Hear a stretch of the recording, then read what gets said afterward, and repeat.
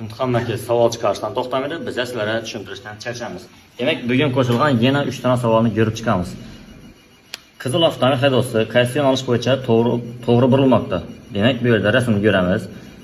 Ikki yo'nalish bor, birinchi hamda ikkinchi yo'nalish. Birinchi yo'nalishdan burilish xato, ikkinchi yo'nalishdan qarasak bir tarafi uzuk, bir tarafi sidirg'a. Ya'ni shu tarafdan kelib, uzuk tarafdan bosib o'tishi mumkin. Ikkinchi yo'nalish mumkin, birinchi yo'nalish ta'kidlanadi. Demak, bu yerda ikkinchi yo'nalish bo'yicha degan javob to'g'ri bo'ladi. Keyingi savol. Qaysi yo'l chizig'i haydovchining hushyorligini oshiradi? Demak, bu yerda chiziqlarni ko'rib turibmiz. Qaysi yo'l chizig'i haydovchining hushyorligini oshiradi dedi. Savol sal chalg'ituvchi. E'tibor bersak, bu yerdagi 4 chiziq ham hushyorlikni oshiradi. Hushyorlikni oshiruvchi chiziq, piyodalar o'tish joyi, baland piyodalar o'tish joyi, sun'iy yo'lning tekisligi. Hammasi hushyorlikni oshiradi. Piyodalar o'tish joyi yoki garmoshka, sun'iy yo'lning tekisligi ham.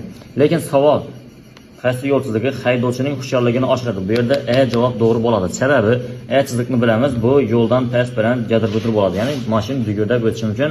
Haydovchi mabodo chalg'ib yoki uxlab qolgan vaziyatida bu hushyorlikni oshirish uchun, diqqat e'tiborni oshirish uchun maqsad qilgan chiziq. Demak, bu yerda chiziq haydovchining hushyorligini oshiradi. Qizil va yashil avtomobillar haydovchilariga o'ngga burilishni amalga oshirishga ruxsat etilganmi? Demak, qizil hamda yashil avtomobil o'ngga burilishi mumkinmi dedi. Asosiy yo'l va svetofor bo'lsa, svetoforga qaraymiz, belgiga qaraymiz asosiy yo'lga. Svetofor qizil, lekin o'ngga hammaga yo'l berib o'ngga burilish mumkin degan yashirin tutdi. Bu ikkisidan o'ngga burilish mumkin deb o'ylaymiz, lekin bu yerda buyuruvchi belgi ham bor. Svetofor imtiyoz belgidan ustun, buyuruvchidan emas. Demak, buyuruvchi belgidan amal qilish shart. Hozir bu ikkisidan o'ngga burilish mumkin emas. Svetofor asosiysi yashilanganda ikkisi ham to'g'riga o'tishi shart. Demak, bu yerda hech qaysi avtomobillar o'ngga burilish mumkin emas. Ta'kidlanadi.